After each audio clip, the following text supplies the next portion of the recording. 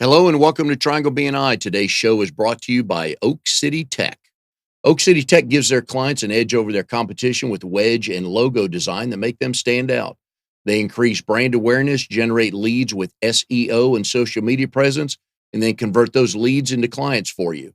Drago founded Oak City Tech in Raleigh in 2009. They work with businesses, organizations, and brands around the country. So go to oakcitytech.com, see how they can help you. Tell Drago we said hi. Hi, everybody. My name is Mike Manning, and each week we bring you a small business success story from BNI. And Dave Bates, our guest today with Wise Insights. Dave, how are you today? I'm great. There's a lot to unpack with you, as I told you before we came on. Dave is a coach, a consultant, an author, a speaker, a dad with a small business. So you got tons of stuff going on. And yet you got a nap in, twice over the weekend. I'm very impressed with that. It's all about priorities. Your kids are trained well, right? Yes, they The correct are. bribes are in place, or incentives are in place. I can't talk about that. Yeah, no, don't give away secrets till after they've left the house. Right. So Dave's in RD 48, next level. They meet Thursdays at 8 a.m. at the Maiden Inn. Wise Insights. You list yourself, which I love, as a coach. You do coach consulting. I do. Combination of coaching and consulting. Let's open that up first. The difference between the two. Sure. So there's a couple of different ways to look at the continuum, and coaches typically are aspirational. So questions of what do you want to do, where do you want to go, what do you want to be, those kinds of things are the things that a coach will focus on. A consultant tends to be a little bit more prescriptive, telling you like, hey, here's all the ways to get to the end point that you described. So the main difference between coaching and consulting is that sort of aspirational versus prescriptive. And so for me, I kind of don't fit in either box. I kind of blend the two together. So sometimes I'll be working with a business owner and we'll be talking about where do they want to go. And then other times I'll be saying, well, if you want to go here, here's, 5 or 6 things that you really do need to consider in order to be successful at getting there. And a lot of those are based on your work experience that you can bring to the table. So sometimes we need a pat on the back and sometimes we need a little shove, right? Right. There used to be a book about creativity called A Whack on the Side of the Head. So I got those growing up a couple of times. I learned not to get those. Right. So. Right. So you can kind of think of consulting as maybe not whack upside the head, but sort of like a voice of somebody who's been there before. But it's a good check to make sure we're following the plans and the steps we've set out. What I love about coaching is just the accountability part of it that we can help our clients with. Yeah, sure. And I think one of the things that's really great about the blending of coaching and consulting is that you hear a lot about agile in technology companies. That's a lot of where my career was spent in technology.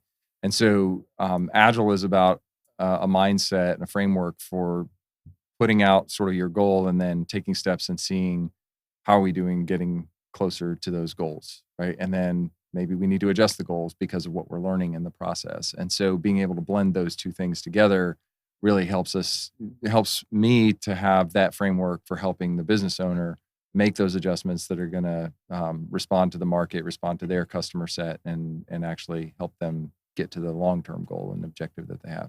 For the people listening who, and I always go back to as a coach as well, people say, why does somebody need a coach? And most of my analogies are sports related. So I hope most of the people listening are sports fans. Tiger's got a swing coach. Serena's got a swing coach. Brady's got a quarterbacks coach. We all need help. I think most people who started a business, if they're kind of our age, if they thought back to the first day they started their business, probably would have loved some help, right? Yeah, I think they do, and I think there's a real challenge for people because on the one hand you're confident, you know what you're doing, and you don't need anybody else, and then on the other side it's like, well, if I had just had somebody to talk to, you hear lonely at the top a lot and that kind of stuff. And I think that being humble enough to say, hey, I know this, but I don't know everything there is to know. And so I could use some perspective. I could use some insight from somebody else that isn't me. The business owners typically have a lot of insight and they have really good instincts, but sometimes they're they're lacking that perspective from somebody else. And so they end up going down a path that maybe they might not have had they been open to other feedback. We both network a lot. And when you're a solopreneur, you have a small business, you are, let's see, you're the accountant, you're the salesperson, Sure. you're the dishwasher, you're all that stuff. I'm more drawn to people that own what they messed up Mm, because I want to hear what they learned from it. right. And if they have, and then if they in a previous job, if they started or previous business, if they started it, built it to a 4, lost everything, regrouped, figured out why. Now that they're 7.5 or an 8, man, they have my undivided attention. I love those stories. Not happy with the people that tell me I've started 8 businesses and they've all been home runs. Right. You're lying to me. Yeah, somebody somewhere isn't telling the truth. That's for sure. Right. Yeah. But I love those stories. And most of us are afraid to own publicly our mistakes. Yeah, and I think we're unwilling a lot of times to own when we don't know something, and so Mhm. it's really difficult for us. And I think some of that is cultural, and some of that's personality based. And so I think the people that are most successful are the people who come and say, "Hey, look, there's a book called The E-Myth that's centered around the concept that entrepreneurs who start a business that are really really good at a technical skill." Mhm. That doesn't necessarily mean they're really good at starting a business. And Right. so sometimes culturally, we've grown up around people telling us how amazing we are, and you know everything about this thing, and we're like, yeah, we're pretty smart, right? And so we then extrapolate that into other areas, and we sometimes make mistakes.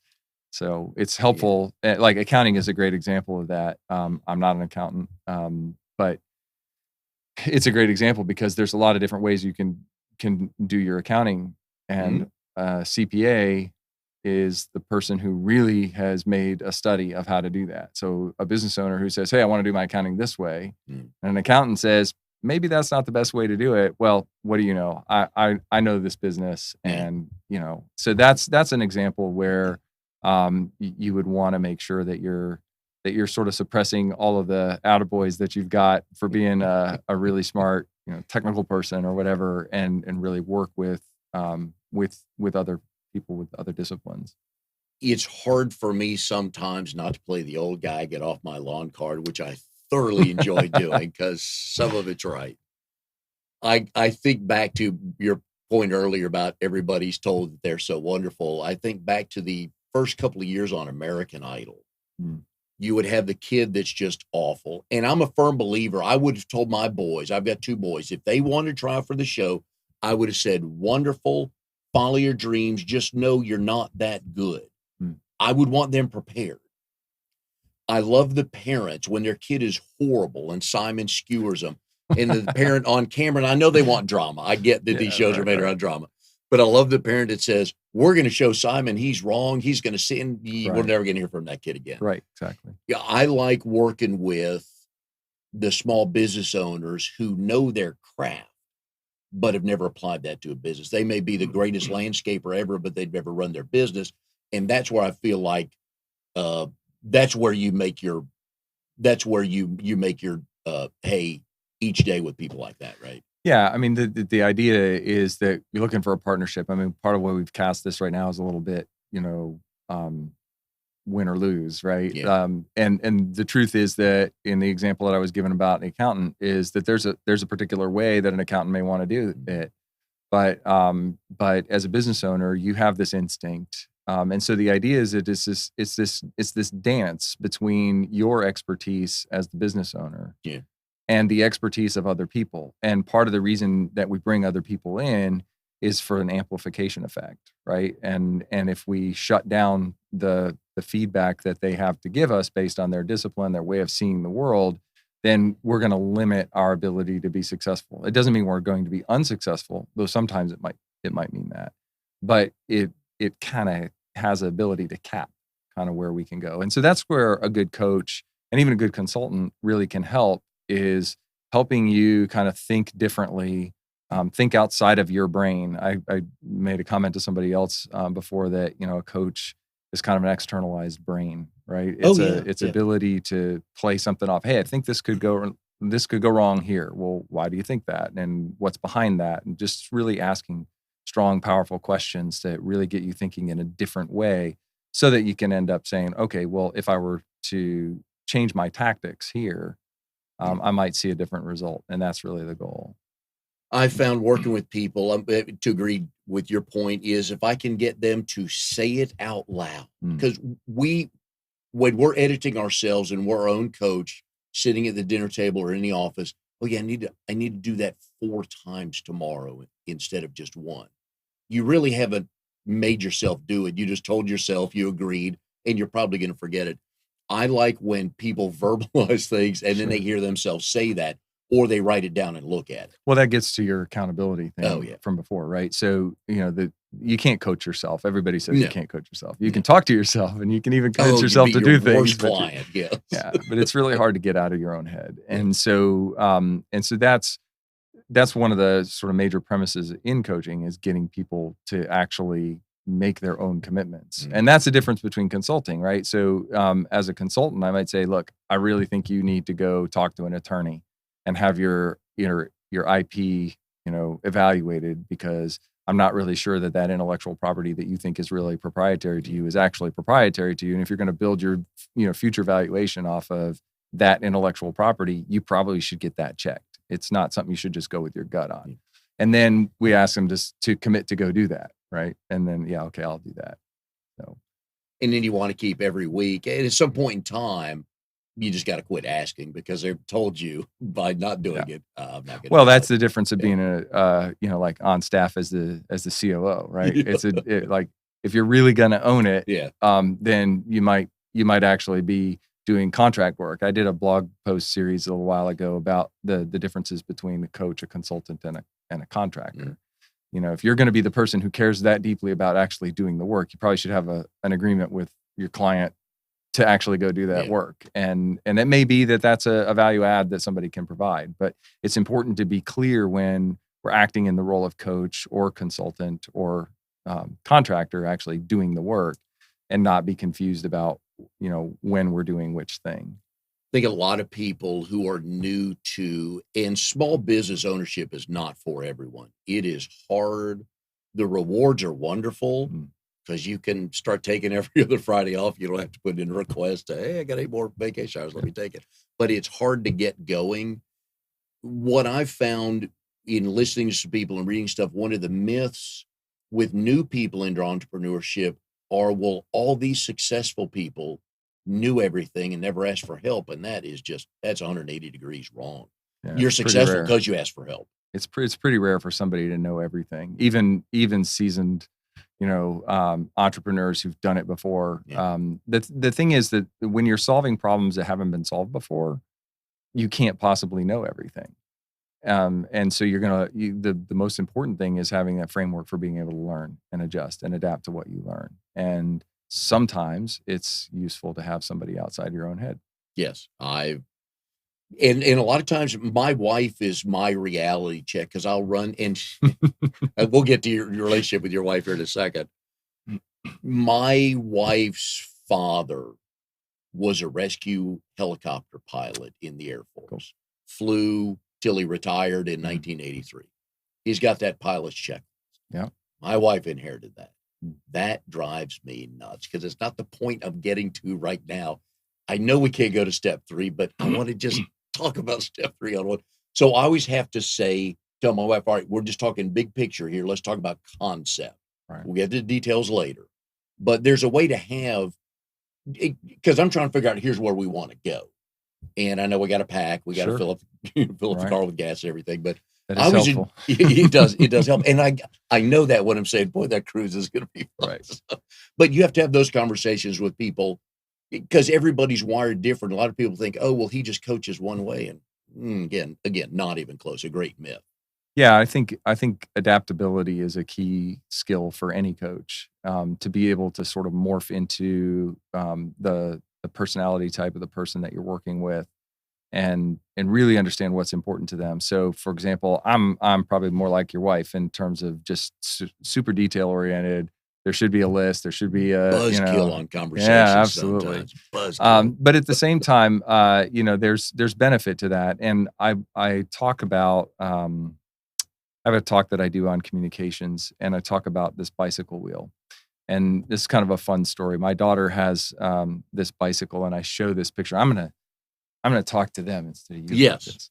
by all means. So my wife has this bicycle, or my wife, she does have a bicycle. My daughter has a bicycle, and unfortunately, You look nervous. my Take a deep breath. You're good. unfortunately, my daughter has this sometimes ability to crash the bicycle, and because she's still learning how to ride a bike. And so when she crashed once, and she came back to me, and she's like, "Dad, I'm working on the car," and she said, "Dad, the front tire, it won't spin." So I stopped what I was doing. I looked at it, and there's this spoke that's going sideways on the thing. And so I did what any self-respecting dad who's busy would do. And what do you think I did? I just Bent the spoke. clipped the spoke off, okay. right? Now look, there the tire spins, and back I went to work. And then I forgot about the spoke. And then a couple of days later, she was out there riding her bike again, and she's like, "Dad, the wheel isn't spinning anymore." I'm like, "Come on, didn't I take care of that?" Right? And so I looked at it, and sure enough, the rim was warped. And so what did I do? I opened up the brakes, right? I made more space for the wheel to spin, and off she went. Well, I did enough of that that one time Saturday morning, my wife woke up and she said, "Hey, it's a really nice day. Let's go for a bike ride." And so I said, "No problem." I loaded up everything, and then my daughter came and said, "The wheel isn't turning again." Well, this time it was so warped I couldn't just open up the brakes, and so I had to actually fix it. And I had deferred all of this work to that point in time where it was really not convenient for me, and I had to actually fix the wheel. And what I learned from that is that is a number of different things. But one of the things that I learned from that is that every spoke is important. And so in business, we have people who think in the big picture, and we have people that think in the details, and we have people that think in the relationships, and we think, people that think in, stabilizing systems. And if we look at that one spoke and we say, well, you know what, we don't really need the detail person, or we don't need that level of detail, then our business perspective gets warped, and we can't, if we leave it unchecked, eventually we're not going to actually be able to ride the bike. And that's the whole purpose of the bike, is to be able to ride it. That's why by the way, my wife reluctantly turned 60 today. So happy birthday, Becky. Happy birthday. One of the reasons why we've been together, she used the word reluctantly. So I'm passing that along as well. You're in trouble now. I stay in trouble, dude. I got a doghouse with 3 stories on it and nothing new. Better put the 4th one on. Yeah. Well, where's the line? Okay, good. One of the reasons why we've been together for 34 years, and I tell people this, it took me a while to understand it, is I'm the gas and she's the brakes. And I get her to look at 10,000 feet, right, and she'll bring me down to on the ground. So that's why we get along so well. Back to your point of everything's got to be in place, right, which I agree with you. It just took me a while to figure that out. And it took me a while to figure out if I just do what she said, we'd be a whole lot smarter. So I learned that too. So. That often happens. Again, you can learn at any age is what I tell people. We are here with Dave Bates, Wise Insights, founder, co-owner, owner, yeah, okay, dishwasher, me, yeah, cheap bottle washer, all the good stuff. Yep. Dave's in RD48 Next Level. They meet Thursday mornings at 8:15 a.m. at the Maiden Inn in Cary. If you've never been to a BNI group, we'd love for you to check it out. Go to trianglebni.com. In the upper right-hand corner, there's a button that says Find a Chapter. Click on that. Got chapters all over the triangle, which is Raleigh, Durham, and Chapel Hill. If you are not familiar with the central eastern part of North Carolina, we'd love to have you come visit.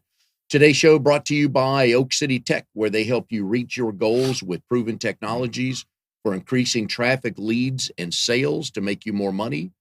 Go to oakcity.com, have a chat with Drago, tell him we said hi. Let's talk about your family. Glad you brought that into it. We're going to talk about that because I love families. I love I love the whys and the hows and where did this come from? I always ask people on the show, how did you meet your spouse? And do you both tell the story the same way? I'm pretty sure we tell the story the same way. That's what most guys say. I think we do. Yeah. So Paige and I have been married for 21 years, and we have 3 great kids. And that's not that we have more than 3 kids and only 3 of them are great. We don't judge. We mock here. We don't judge. Yeah. So we met at church, actually, doing music related things. And so we found that we both laughed at the same kind of things, and stuff would go wrong, and we had the same kind of view of it. And so that's how we met. there's a funny story that involves coffee, and basically she chased me down, and I was a typical clueless guy. So Yep. she invited me to coffee, and I'm like, hey, I don't drink coffee, and so I didn't go out with the group to get coffee, and Oh man, you missed the bat signal on that I one, did. I didn't you? totally missed it. And but she, she was persistent, thankfully, and she invited me a couple more times. Eventually, she's like, this guy's kind of thick-headed. Yeah. And she said, well, they have hot chocolate. And I'm like, well, I like hot chocolate. So I went, and the rest is history. Paige, you should have led with hot chocolate. Well, the moral of the story, right? Exactly. You're talking about that business swipe upside the Yeah, head, right? exactly. There's a perfect example. Like I'm so fixated on one thing, and Was this in college when you two met? No, this was after college. Okay. So. And one of her friends didn't call and go, "Hey, dummy, here's what's really going on." Yeah, no, it just took me a little while to wake up. So thankfully, she was persistent. Where was the first official date? So there was some regular question about that, like trying to remember things, because the older that you get, the less you remember these things. Happy to remember. But Paige actually, we were years. right. We were able. She engraved our wedding date on the inside of my ring in case I forgot. So she's +1 for covering all the bases. Love that. But anyway, so she had to find some music for something that she was a part of, and that's cute that so she tells you that's the story. That's it exactly. No, but, smooth Paige, real smooth. She's that way. So, yeah. So where was the first official date? That was the first official date. Was going to find music for this thing. So we had to go to the I don't remember Bert's Music or whatever it was. That was way up on Spring Forest Road. So yeah, and then that was our first date. How long was it before you guys were engaged? We dated for 8 months, and then her mom told her, she's like, I'm gonna ask that guy what his intentions are after 8 months. Yeah, right. So, and then we were engaged for 8 months, and then we were married. So. Okay, where's the honeymoon? We went to Hawaii for our honeymoon. Nice. And there are more stories than we have time to tell about the honeymoon, about all the things that went wrong. But we keep saying we're going to go back and do it the correct way. So 3 kids. Yep. Which ones are more like mom? Which ones are more like dad? They're all like mom in all the best ways. Okay. Did I do that well? Yeah, I like it. It's going to be in the show notes right here. That's going to be the lead. Right. No, 3 great kids, and they're all like their mother. Yeah, no, I think we talk regularly about how they got the best and worst from both of us. Yes, so, and each of them are so different. Our third is adopted, and so whatever he's getting by our training. Okay. But yeah, they're pretty well balanced kids. We've got one that's highly analytical and very science based, and you two talk about the super coolest creative. things. Yeah, right? We do. We talk about you dig deep. We talk all. A couple weeks ago, we were traveling out to Winston-Salem and talking about like battery technology in cars, and could we make an air-driven engine and all kinds of fun and stuff. The other like 3 that. are sleeping. Yeah. No, it was just he and I that up. time. Okay. Like, Grace is more like, hey, look at that horse up there. Yeah, that's a really cool horse. Daddy, can we get a horse? Look, do you see that dog over there in that car? So, and Joshua is just all about the Jeeps. So he's like, if you're driving along and all of a sudden you hear Jeep from the back. Nice. So I'm like, yep, there's a Jeep. Doesn't matter what. The new ones are interesting. They almost don't look like Jeeps. So Joshua's favorite 2 kinds of cars are pickup trucks and Jeeps. And so when that Gladiator came out, now he's in 7th heaven over like a Jeep and a pickup truck all in one. We were coming back from Florida 2 weekends ago. We're on 95, and one of the few good things about 95, and if you made it and you're listening to the show, sorry about that, but not a big fan of 95. And all of a sudden, this new Jeep went by, and thankfully it had Jeep on the back, because my wife and I are like, that's not a Jeep. That's a truck with a Jeep top on it. That's a Jeep. Yeah, but it says Jeep. He's happy, right? What I like about a number of things about your credibility as a coach, you're actually a business owner as well. I'm learning that there are a lot of coaches out there, business coaches who have never owned a business. Why are we talking to them, man? But anyway, tell us about the family business you had a successful trip to the beach, but not the mountains, if I remember right. Yeah. So, okay, but you learned stuff. Yeah. I'm assuming that you're talking about Barron Company. Yeah. All right. So our family has a sort of a side business that we started earlier this year. And part of the reason that we started it was because we were looking to teach our kids about business, and income from side businesses is also helpful. So my wife had been kind of looking for a while at some different options. She came up with this idea to basically take. Can I use other brand trademarks? You may say whatever you want. So most people know what Build-A-Bear is. It's in the mall. It's a stuffed animal thing. You take your kids to the mall and pay a bunch of money and stuff an animal. And so what we started was a mobile stuffed animal workshop. And basically what we do is we'll go to festivals and we do fundraising. We do adoption fundraisers, birthday parties, and those sorts of things. And basically the idea is that, we work with the kids, and they look at the things that we can buy from our suppliers and decide which animals they think are going to really resonate with kids. So Joshua picked this duck, and we were like, I don't know about that duck, Joshua. I just really don't know. And he's like, no, but it's really cool. And we got it and we stuffed it. It was really cool. And kids love the duck. And so, so he has, a way to participate. Then the older two go with us to the events, and they help the kids pick out what kind of animal they want. They help them close them up, and they talk about the story of the animal and that kind of stuff like that. And so we just have been teaching them about how to market and how to sell. And they're like, oh, we're going to go, and there's going to be 50,000 people at this event, and we're going to make a ton of money. And we're like, okay, well, that's great, but let's talk about the total addressable market. And the kids are like, really, Dad? Yeah, you see, you just buzzed. Oh my! I know, God. right? But it needed to be said. But it's just well, then we talked about, like, hey, there's 50,000 people, right? But those 50,000 people aren't all buyers. Oh no, right? They're a family of 4. Mm-hmm. So now we just cut our total number of traffic people into a fourth. Mm-hmm. And then those people who come are probably going to be, like, hey, some number of them are only going to spend money on food. So let's keep chopping that number back and back and back. And now we realize, well, there may only be 100 people who might be our target customer. Mm-hmm. What do we need to do in order to attract those 100 people so that they become a customer instead of just a prospect? And so, then at the end, we're like, hey, like, how did this event go? So we went to the North Carolina Black Bear Festival. Happens every year. It's a great festival, a lot of fun. We sold a bunch of bears there. We didn't sell as many as we'd hoped, but we certainly didn't get skunked either. Skunked. I get it. Yeah, I like that. And so Josh was going to go, Dad, we need a skunk. Yeah. So, but we learned a lot from that event. And then we've had other events that haven't been as successful, and part of that has to do with weather, and it has to do with competitive pressure. So we're like, hey, we're at one event, and the one in the mountains, there was another stuffed animal workshop company up there, and so one of the things that my oldest son, Benjamin, realized was, hey, when somebody says they're going to come back, first of all, they don't ever come back. But when they say they're going to come back, what do we do in order to make sure that they come back to us instead of the other one where, maybe it looks kind of the same? Because there's only so many suppliers, and you can only get so many different kinds of animals. So somebody might be like, oh, hey, we're back, and they're at the wrong booth. Yeah.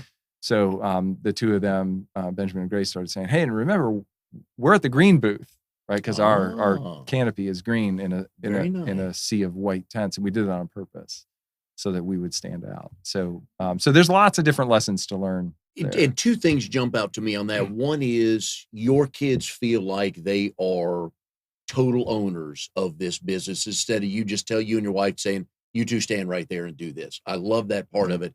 And as much as I bang on you and my wife about realistic expectations, they need to know that. That is a great life lesson.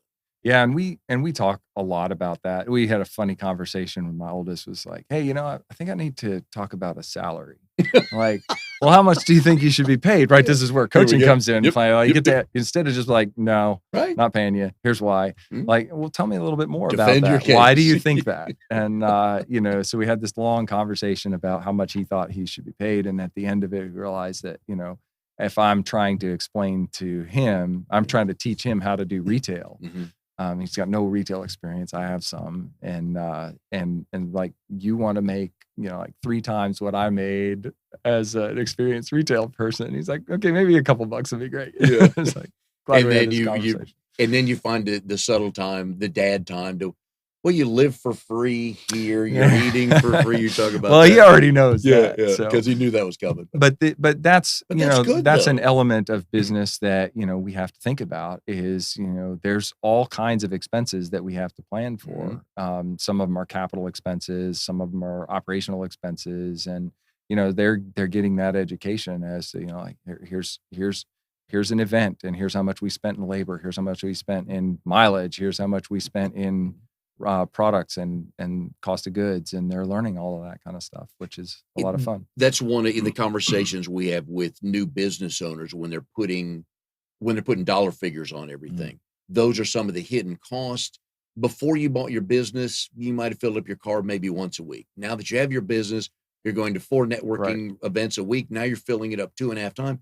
Did you budget for that gas money? And usually the answer is no on those hidden costs. I go back to, you had one with some bad weather. I love the opportunity to understand, for them to understand the why, and then talk about, okay, but here's how we salvage something if we could, or okay, next time if it rains, what can we do? Love those stories. Yeah. One of the fun things that we did was we took some of our animals and put them in their raincoats. Put the animals in their rain gear and stuck them out in the front. Oh, perfect. So it's all about adapting to the circumstances. That's what I was talking about before, right? Is, like, you can have a perfect plan, but if all of a sudden the plan falls apart and you don't have that sort of frame of reference for, like, oh, hey, the plan didn't go in the way I had hoped it would. What do I do now? Right. And so Paige and I spend a lot of time talking about, well, if this happens, should we do that? Like, I don't know, what could go wrong? And so, we have that sort of back and forth together. And a lot of times a solo entrepreneur doesn't have that. They don't have a sounding board or somebody that they can talk to. And even when you get into a larger company, say, you got 5 or 10 people that work for you, or even 100 people, if you haven't built that leadership team and you haven't built that advisory board, a lot of times people don't really know who to talk to, and everybody's looking at them saying, you're the one that's supposed to have the answers. Well, if I don't have the answers and I'm the one that's supposed to have the answers, what do I do? And so that's where having somebody who's a trusted, partner on the outside, you can have that conversation. It's a judgment-free space. It's a place where you can be safe and say, hey, I really don't know, and work through with somebody who has experience and an orientation and know how it might go wrong. I'm going through Bill Davis's 100 Days to Abundance, and Bill's been on the show before. Wonderful asset, good guy. Yeah. Takes my phone calls anytime I give him a call to ask questions. And he talks about small business. We have the speed of execution. The example he gave last week, that if McDonald's decided they wanted to greet all of their customers in a different way, what all has to happen? Right. All right, you got to have the study, you got to pay the consultant for 6 months, you got to train, you got to do all that. Right. If you, as Dave Bates at Wise Insights, if you had an office and you had a receptionist or somebody greeting it, take you an hour maybe to sit down, talk about, right? and we talk about the differences, the impacts on, next time we should get a tent with a cover on. And that would make a huge difference to you.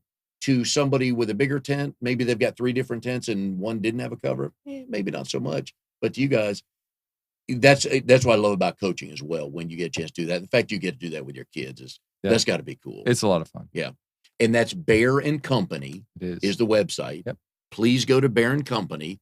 Find out where you are going to be in the next. Not yet. We've had a couple of other events. We're going to be at the Mum Festival out in New Bern later this year. It's www.makemybear.com. Okay. So you can buy online. That was another story about setting up e-commerce. Boy, I'll tell you what, that's an exciting adventure. That may happen when they're middle school, maybe, or a little older. No, we have e-commerce set up now. You could buy a bear online. Okay. And makeabear.com. Makemybear.com. Makemybear.com. Yep. I would like to thank you for closing business when everybody goes to your site today Sure. and you sell $10,000 more. Just Yeah, sure. put a little Sounds something in the great. system for me. So, That'd be perfect. but that just from a parent standpoint, though, that's got to be a huge rush for you to be able to have that relationship with your kids and then be able to celebrate not only if you made a bunch of money that weekend, but just what they've learned Right. and how that helps just how they look at going through school. Mm-hmm. Yeah, it's been a great experiment. It's been a lot of fun. It's something we're planning to keep doing. So Yeah. keep the learning going. But I tell you what, it'll teach them to manage money. Yep. And there's a lot of people out there, old and young, that don't do that very well. For sure. We are here with Dave Bates from Wise Insights. Today's show brought to you by Oak City Tech. They give their clients an edge over their competition with web and logo design that make them stand out. They increase brand awareness and generate leads with SEO and social media presence, and they're going to make you more money than you're making today. I promise you that. Drago's a good guy, built my website, helping me grow a couple of businesses I have going on. So please go to oakcitytech.com. Tell Drago we said hi, and he will make your business better. I enjoy firsts on the show, and you have two of them. You are, if my notes are correct, you're the first graduate of Cedarville University. I'm not the first graduate of To be Cedarville on the University. show. Oh, okay, to be on the show. Yeah, probably that's probably true. I don't have a list of the other ones. Okay. Do we know of any famous alums from Cedarville other than you? No, Did I Paige don't go to know Cedarville? any. No. Okay, then it's just you. Yeah, it's just me. Well, we got the one. I feel Yeah, like we're right. good on that. I did. Now, a full disclosure, which I'm totally fine falling on my own sword. Dave and I, we met 3 months ago, maybe-ish, and we had booked you on the show 6 weeks ago. And I told you I was going to do some research so I could find something. Yeah. And I got lazy and events happened and I messed that up. So I did not get to do as much research as I wanted. But I did find out last night that your Better Business Bureau grade is an A-. Oh, interesting. But more importantly, you have no complaints about your business. So I like that. I bet I have an A- because I told the guy from the Better Business Bureau that I wasn't sure how it would help my business. That might have been a tactical error. You got to be honest with people, right? You got to be honest with people. Yeah. I enjoy, we've got a couple personal stories we're going to get to in a minute. I want to go back to the coaching. What got me interested in what you do, being a nice guy, stand out, all the good stuff, yada, yada. Paige will agree with that. She'll know. Yeah, she'll know that. You're one of the few people that talks about how people listen. Mm. We totally take that for granted. And there's a difference between hearing and listening. And we're not just talking to the husbands on this question. We're talking to everybody, bosses, employees, everybody. Love what you say about that. Yeah. So I studied communications in college, and I was very regularly frustrated over the fact that people talk about soft skills and hard skills, and they talk about communications as though it's some sort of like really, like thing that you just do if you're bored and you've already exhausted all of your hard skill training. But the primary difference between hearing and listening is that hearing is that auditory process. It's the thing that happens when sound waves hit your ear. And I tell people, if you have trouble remembering which one comes first, because people always mix it up. If you take the H off of hear, you get your ear, and that's what's in between you and the other person that's talking. And the difference to that and listening is that listening is an auditory. It's a cognitive construct. It's what do I do with the things that I'm hearing. And so when we're actually listening to somebody, we're not loading our next comment that we're going to make. We're actually trying to understand what it is that they have to say. And so when we talk, people say, "Hey, I just want to be heard." Well, really, they want to be listened to. And they want to, and the reason they want to be listened to is because they got something to say, and it's for a purpose, right? So when we listen well, we connect, and when we connect, we're able to get things done. And so that's really the main thing, about trying to understand the difference between hearing and listening. That just from the minute you and I started talking about that, I'm fascinated by that. And my analogy to that is I love a good debate. Love a good debate, whether I'm right, wrong, doesn't matter. Right. Just love listening and learning. More people are, while you're talking, they're forming their next question. Like, oh, I'll show him. He Yeah, started yeah, saying that the sky is round. I'll tell him this guy. And they barely even hear you, but they certainly don't listen. yeah. And we call that loading while listening. Yeah. Right. My goal on this show, and I have words. I have a couple of sentences. I don't have a lot of questions, because if I've got 20 questions and I ask you question 4, I'm looking at, okay, question 5 is about Cedarville. And you're just talking to me about how you just invented something, cured something in the world. Right. I'm like, so Dave, when you're a freshman, you're just Right. But those type of things too is I've had people on the show ask me for the questions. Like, I'm not giving you any for 2 reasons. One is I don't want you to rehearse the answer. And 2 is I want to build off of that. Sure. So it's up to me to listen to your answer. And I'm better at that when I do that, to go, oh, I didn't think about that. Like I did not know we were going to spend 15 minutes on your Barron company. Loved it. It's a great story to tell. Yeah. And more people you're right. They just want to be heard. I don't care if you agree with me. I just want you to hear me. And that's the wrong way to go about it. Yeah, well, and you have to ask yourself the question, what's it for? What's the communication that you're having for? If it's for me to just pontificate to you, great. Just tell me that you're going to pontificate and then I'll check my brain and, we'll deal with that later. But if we're actually trying to work on a problem together, or we're trying to come up with sort of what's going to be next, then we really have to get into sort of that more active listening mode, where I'm going to hear the thought that you have. And this is a challenge for everybody. It's a challenge for me just as much as anybody else, because I'm a jump on in and like, hey, that's wrong over there. Let's like take that apart. And it's difficult to sit back and let somebody really express all the things that they have to say. Oh, yeah. But a lot of times, if you do that, you'll find out that you're going to end up in a different place. I think the first one-to-one we did was at the McDonald's, and we were talking about, literally in a 30-second elevator pitch, what are the words I can say? Because it's easy to say, I'm looking for anybody that wants to start a new business. That's so bad, because it tells me nothing. That you and we're wordsmithing words and phrases and kind of dumbing it down, smarting it up when we needed to. I enjoyed that. I mean, we spent a good hour just on probably 12 or 15 words to figure out how can we tell people what we're looking for. Right.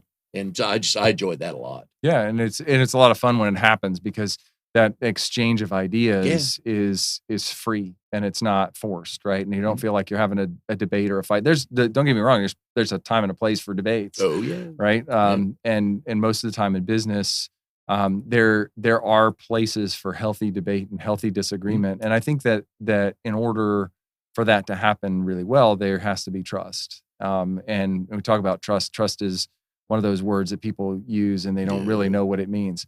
But I have a friend who wrote a book called Trustology. It's a guy named Richard Fagerland, and he brings trust down into 3 elements that are really essential. And the first one is integrity, and the second one is competence, and the third one is compassion. So when we find ourselves saying, "Hey, I don't trust that person," and we ask ourselves why, what does it mean to not trust somebody? Well, it might mean that I don't believe that they're going to act according to the way that they say they're going to act. They don't do what they say they're going to do, or that they say they're going to do it, but they really don't have the chops to pull it off. Or, hey, they really don't care. They're only about their own sort of their own way, their own opinion. And a lot of times when we're in a debate, it's that third piece that we lose, right? It's that compassion that says, look, I might think differently than you about, this topic or, this decision that we need to make, but I understand why it is that you see it the way that you see it. And so how do we find the win for both of us in this process? And when people don't do that and they repeatedly don't do that, then we start saying, hey, I don't trust that person, right? And so if you decompile trust into, at least one or more of these 3 facets, you find that you have a lot more productive discussion about how to fix what's wrong. And I go back to the why. If people, if they'll ask it, but if they can get to the answer of the why, it goes back to the understanding. You and I were close to the same age. We probably have roughly the same kind of upbringing. My coaching partner, Trinity, does not. I'm think I'm old enough to be her dad in most southern states. I think I can say that. I think there's about 17 years difference between us. She is just now getting married. Mm. I've been married 33 years with 2 kids. I got a grandkid. She's female. I'm male. She's from the north. I'm from the south. We look at things different. Sure. But I love that you brought up that if you just understand where you like, if we disagreed on something, as long as I know where you're coming from, okay, Sure. that changes the whole conversation. But then you can move forward. I wish people could get to that point where they can move forward, because you can still be friends with people you disagree with. Well, it's the bicycle spokes again, right? Yeah, That we were talking about before. And I think this works out in business too. One of the things that I find is that business owners who aren't seeing the success in growing their business with their team is because they think they're being clear and they're really not. And so, one of the things that I try to do is I try to help people look out and say, okay, 5 years from now, what does your business look like? What's important for your business to be that that will change how we work over the next 90 days, for example. And so that why question is really critical if you have a team, for them to Huge. understand the why and for you to communicate well in a way that they can both hear easily and listen to, Mhm. right? So that the message is clear, and then you have the ability to align everybody on it. Like, hey, I don't want to go to that place that you're going. Okay, great. Well, what do we do about that? Or I want to go there, but I don't have the capacity to do it, or I don't have the technical ability to do it. Okay, well, how do we get you those things so that we're all going in the same general direction? And that's how that kind of that listening and that the why and all of those things come together to help businesses with teams to grow. Ben and Jerry's, for example, they give away millions of dollars to charity. That's their why. Love it. Right. When you sign up with that company, hey, we're going to give away this. Our owners only make this. That's their why. I love what they do, and that everybody knows the deal of what's going on there. Sure. Go back to leadership. I think it's Steve Jobs, said, we hire people to tell us what to do, not to tell them what they do. I believe, was it Jobs? The quote that's circulating that's attributed to Steve Jobs is, and I don't know where it came from, but it's we don't hire smart people so we can tell them what to do. That's it. Yeah. Right. We hire them so they can tell us what to do. Yeah. And that's, and like, there's a couple of different orientations that you can have as a leader. And one of them is, I'm smart. I just need smart people that I can trust to do the things that I tell them to do. Right. Because some people don't have the skills to be able to do the things that the business owner is telling them to do.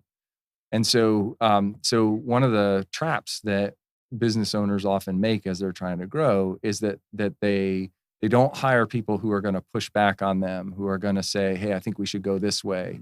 It's really hard. I'll admit it's really hard. Gotta have thick skin sometimes. Yeah. And you have to be willing to hear somebody say, I think we should do it differently than you've been doing it. And then it's a process of giving them authority to be able to do that, but not carte blanche, right? You wouldn't just turn over the keys to the car to your 14-and-a-half-year-old who said, I'd like to go to driving school, right? Yeah. You let that out gradually, and as you see progress in a thing that you didn't think you were going to see progress in, now you can let more of it out, and then eventually you get to the point where you're like, that person is going the direction I want them to go. They're helping me get to where I want to go. They've got the competence, they've got the integrity, they've got the compassion. I can trust that they're going to help me get to the place that I need to go. It's not a blind trust, but it's, And they probably at some point in time gave you the why we should go 2 degrees right instead of straight for the next 6 months. Right. And if you trust them with that why. Right. And you may not want to go that way. Mm-hmm. But you might find that if you prevent that, you actually stifle a pretty significant growth opportunity. Yeah. And so that's one of the things. It's a challenge. It's a balance for sure.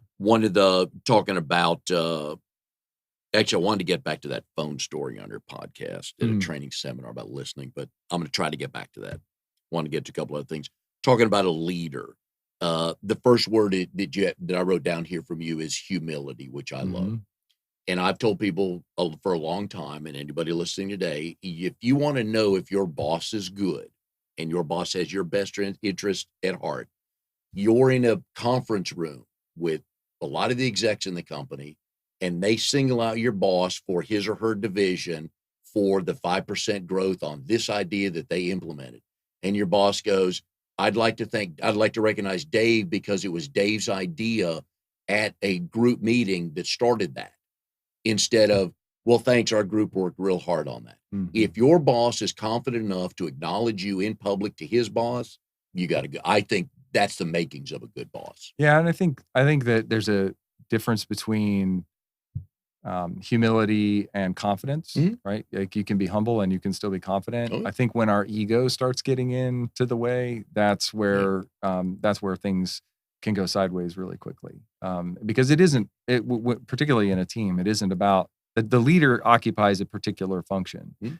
and when they do it really well, they should be recognized for their leadership. But at the same time, they are only as good as the people that they enable. And so when we find a way to be successful because we've got the right people doing the right things at the right time in the right ways, then we should recognize the success of the But team. that's a compliment to the boss who hired you, that I saw some of this guy, I hired him, but if a boss, and I've had a couple times I've had some really good bosses before, and a couple times two of my bosses have done that. Man, I'm 100% bought in with them. Yeah. I will follow them through that wall because, and I'm not a threat to their job. Right. And you got to know that as a boss. That's So integrity and compassion right there. it is. Right? Yeah. And I love that. We are, God, there's so many I want to get to, so many things I want to get to. You told a story growing up. Your dad was in the military. So you grew up on a master sergeant's pay, which back then, not a lot. Well, he wasn't a master sergeant then, or Right. chief, right? Yeah, exactly. But Right. that's not a lot. Yet you still went to private school. We did. That was something your parents probably wanted to have happen, right? Yeah. So my dad was an enlisted guy in the Air Force. He worked on airplanes for probably the first half of his career. And then he got to graduate to a desk job, and he wrote instruction manuals for how to fix airplanes, because they figured, hey, if you know how to fix them, you probably could write information about how to do that. And so they're called tech orders. And so that's the second half of his career. He eventually retired as a chief master sergeant, and which is a very respectable rank. We're all proud of him, even though we razzed him a lot. Yeah, it is great. But they made a decision when we weren't always in private schools, but when we moved, it was about fifth grade. They decided that they were going to put us in private school, and my mom went back to work, and that was where we got the money to pay for it. And there was financial aid for the private school and that kind of stuff. But yeah, that was really where we went. They made a priority to send us there. Pretty impressive. Pretty impressive. You were also can we say highly decorated track star, or can we just say decorated track star? No, I wasn't a decorated track star. You got a letter. Come on, right? I did get a letter. Okay, then you're a decorated track star. That's true.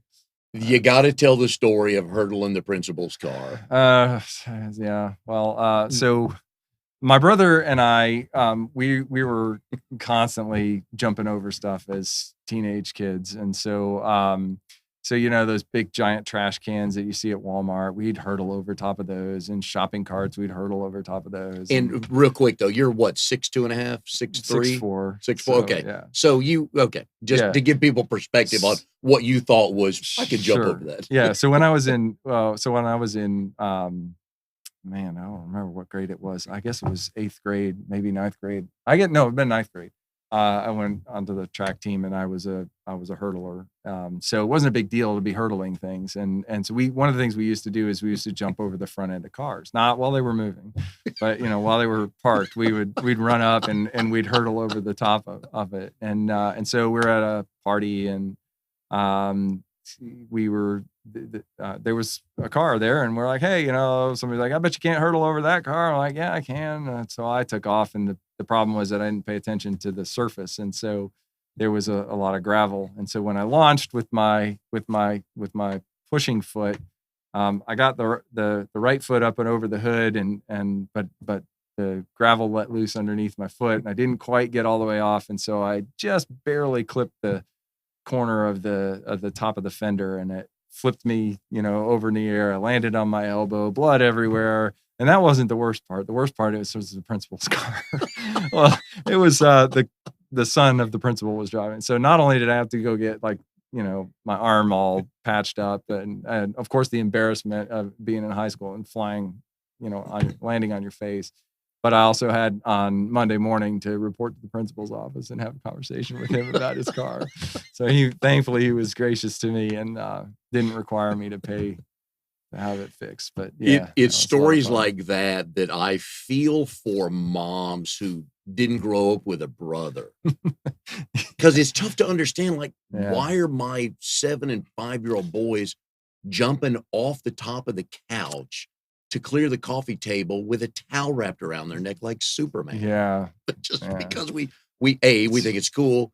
We swear we can fly because we see it on TV every week, but because he said I couldn't. No. Mostly for us, it was just like, hey, can we do that? Yeah. And hey, look, we can. Let's try something higher the next time. And boy, I'll tell you, I look at those trash cans now when I'm like, man, my son's just like, hey, I think I could jump up. Please don't jump up on that. It's just it's just a great redneck moment. Hey, y'all, watch this. Yeah. I love growing up in so the many South. decisions that seemed like a good idea at the time start with, hey, and watch this. The thought that went through your head the instant you felt your left foot kind of give. This is going to be bad. It's not going to end well. And you also pole vaulted for a brief period of time. A very brief period of time. I pole vaulted. So I just thought it was really cool to pole vault, and I wanted to learn how to pole vault, but I couldn't get the coach to teach me. And he's like, the poles are over there. So I went over, I grabbed a pole, and I got myself pretty well to the point where I could get up over maybe a 6 or 7 foot bar. And so for people who don't really know what pole vaulting is, you basically run as fast as you can down this narrow strip of concrete. You stick this really flexible pole in a hole in the ground, and then you wait for it to bend.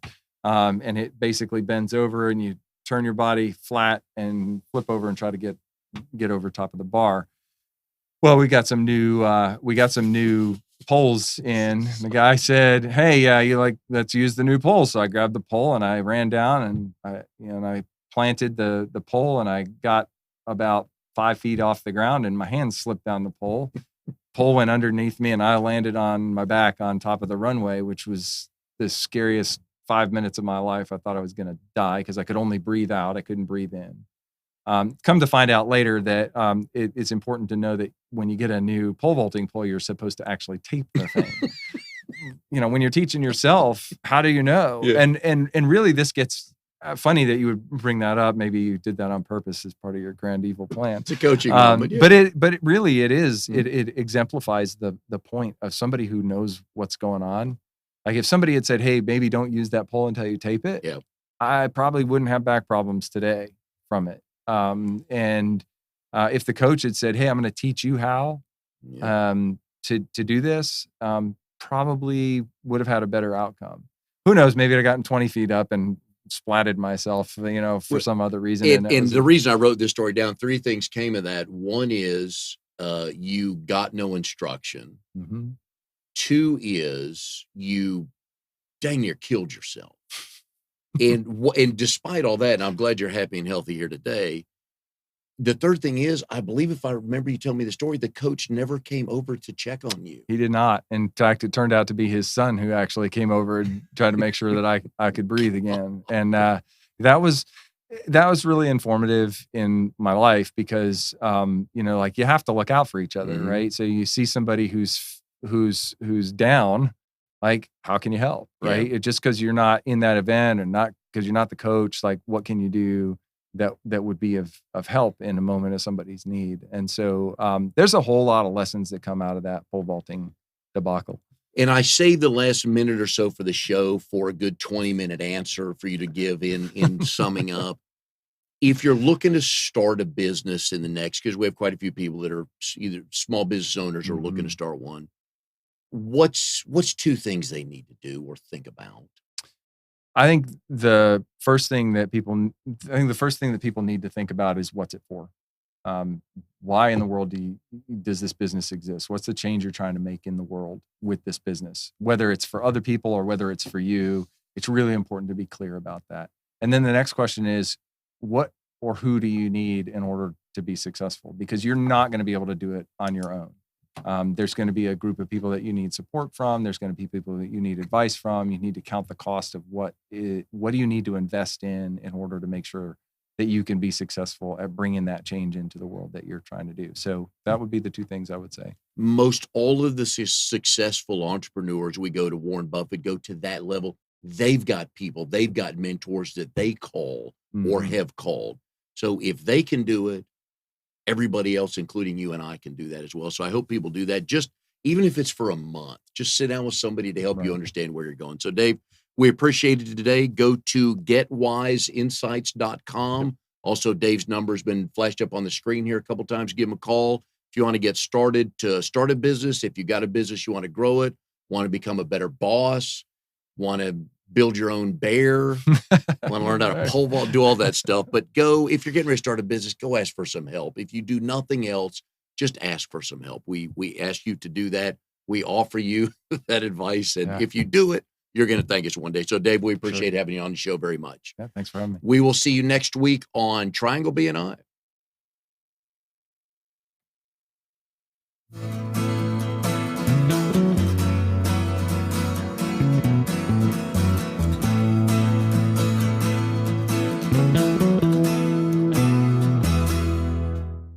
You are tuned to the Nissan Communications Network. If you tuned in too late, you can always watch each program in its entirety or download an MP3 audio file of it in the archives section at nissancommunications.com. Don't forget to subscribe to our YouTube channel, follow us on Twitter, and like us on Facebook. Sponsored by Telestream's Wirecast software, StreamingGear.com, Carolina Apparel, and DeltaForce.net.